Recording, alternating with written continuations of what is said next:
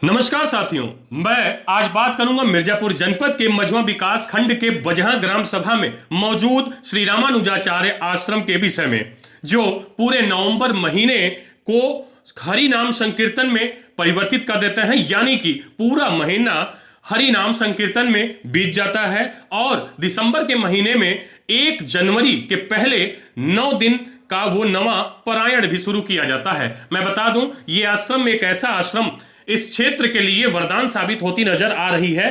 युवाओं को एक नया दशा और दिशा यह आश्रम देता नजर आ रहा है। जो युवा कभी अपनी स्थितियों को भूलकर गलत राह पकड़ लेता है, नशे के राह में चल पड़ता है, या फिर तमाम वासनाओं के दृष्टिगत उनका मन कहीं दूसरे दिशा में भागने का प्रयास करता है, ऐसे युवाओं को सही दशा और दिशा देने का काम इस आश्रम के पीठाधीश्वर श्री देवनायकाचार्य जी महाराज के द्वारा की जाती है। इस आश्रम पर 9 दिन नवा पुराण खत्म होने के बाद हवन आज 1 जनवरी 2025 को की गई। इस हवन में तकरीबन 51 हवन कुंड बनाए गए और एक कुंड पर तकरीबन 11 से 21 लोगों का बैठना हुआ।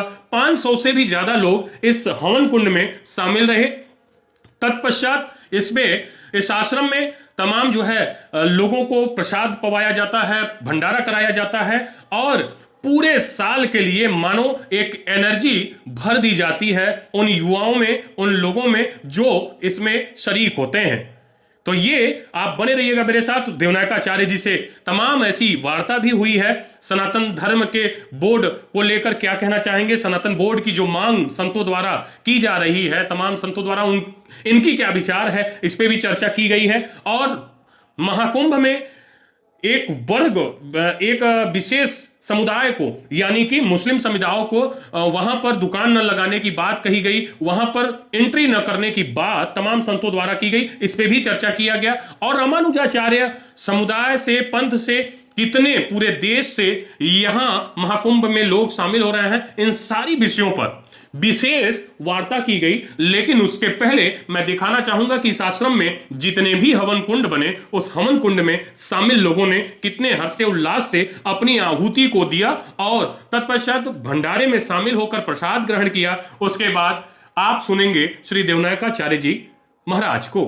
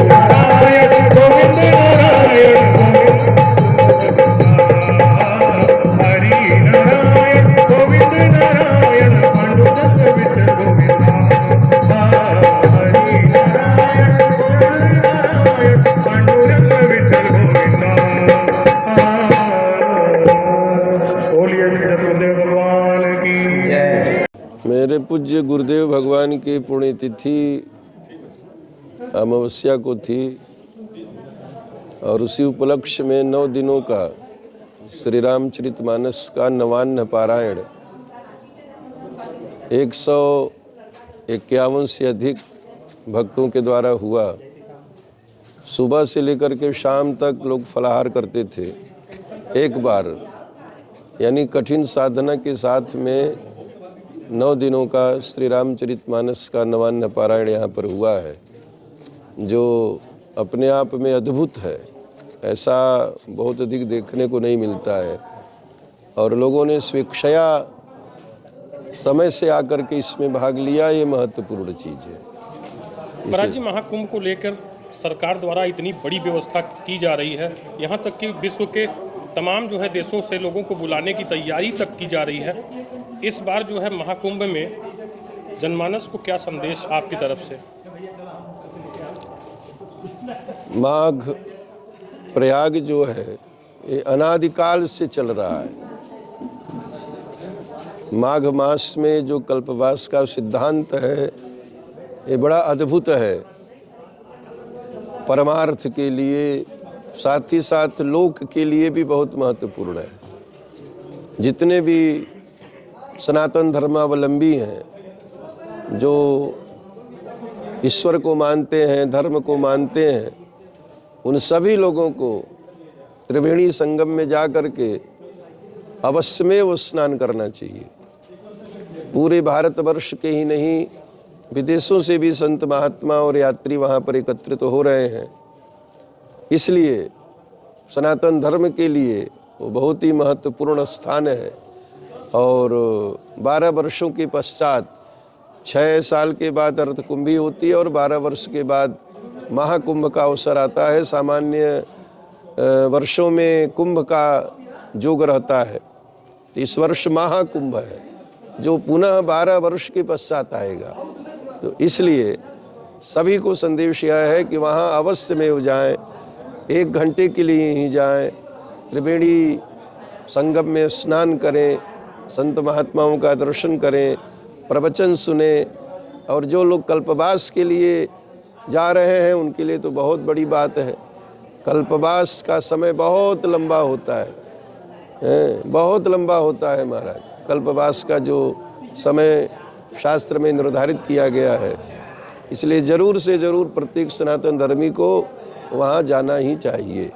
महाकुंभ परिक्षेत्र में कोई भी मुस्लिम समुदाय के व्यक्तियों को दुकान लगाने के लिए और भी तमाम अवरुद्ध जो है देखा जा रहा है कि तमाम सनातन धर्म के हर एक समुदाय के संत इस पे जो है कठोरता से अपनी आवाज़ बुलंद कर रहे हैं।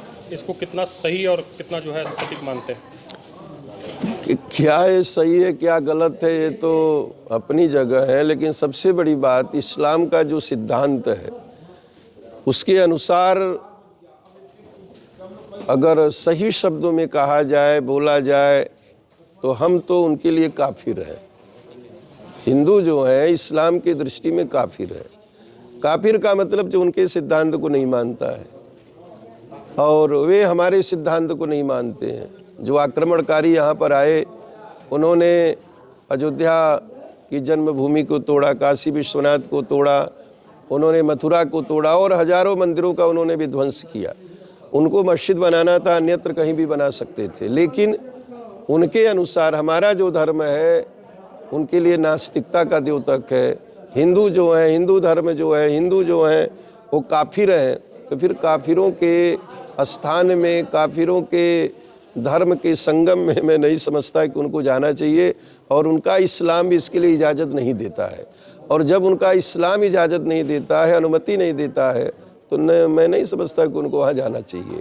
संत महात्मा क्या बोल रहे हैं वो अपनी जगह है, लेकिन उनका इस्लाम ही कहता है कि उनको वहाँ नहीं जाना चाहिए। तमाम संप्रदायों के संत जो है सनातन बोर्ड को लेकर अपनी मांग बुलंद कर रहे हैं, इस पे क्या कहना चाहेंगे? सनातन धर्म प्राणी मात्र के लिए, सनातन धर्म तो मानता है सर्वे भवन्तु सुखिनः। न इसमें इस्लाम की चर्चा है, न इसमें जो है कि ईसाई की चर्चा है, न मुसलमान की चर्चा है, न जाति की चर्चा है। सनातन धर्म का तात्पर्य संसार है, सृष्टि है, प्रकृति है, पूरा विश्व ब्रह्मांड इसके अंदर समाया हुआ है। लेकिन दुख की बात यह है, कष्ट की बात यह है कि अन्य लोगों को असीम सुविधाएं, असीम साधन दिए गए हैं, और जो सनातन धर्म हर व्यक्ति का ध्यान रखता है, उन मंदिरों के चढ़ावे को सरकारें अनाप शनाप इधर उधर खर्च करती हैं। तो मैं समझता हूँ कि ये गलत चीज़ है। अगर सरकार धर्मनिरपेक्ष है तो धर्मनिरपेक्षता का मापदंड यह है कि अगर वो चर्च को अपने अधीन नहीं कर सकते हैं, वो गिरजाघर को अपने अधीन नहीं कर सकते हैं, वो मस्जिद और जो है कि किसी दरगाह को अपने अधीन नहीं कर सकते हैं, तो फिर जो हिंदू धर्म के मंदिर हैं और उनके चढ़ावे हैं, उन पर भी सरकार का कोई अधिकार नहीं होना चाहिए। सीधी सादी बात यह है। रामानुजा संप्रदाय से कितने ऐसे भक्त जो है इस बार महाकुंभ में शामिल होने वाले हैं? माघ मास में प्रयागराज में हजारों शिविर इस वर्ष लग रहे हैं। पूरा रामानुज नगर से, रामानुज नगर के नाम से जो है कि पूरा वहाँ पर रामानुज संप्रदाय के संतों का शिविर लगता है। तो हजारों की संख्या में दक्षिण भारत से भी एक से एक महात्मा जो प्रतिवर्ष माघ में नहीं आते हैं, लेकिन इस वर्ष बड़े बड़े जगत गुरु, बड़े बड़े आचार्य, बड़े बड़े संत, आलवार, जीयर स्वामी आदि जो रामानुज संप्रदाय के शीर्षस्थ संत हैं, उनका भी शुभागमन माघ मेले में इस वर्ष हो रहा है, माघ मास में हो रहा है, महाकुंभ में हो रहा है। ये प्रसन्नता की बात है, हर्ष की बात है, आनंद की बात है। Thank you.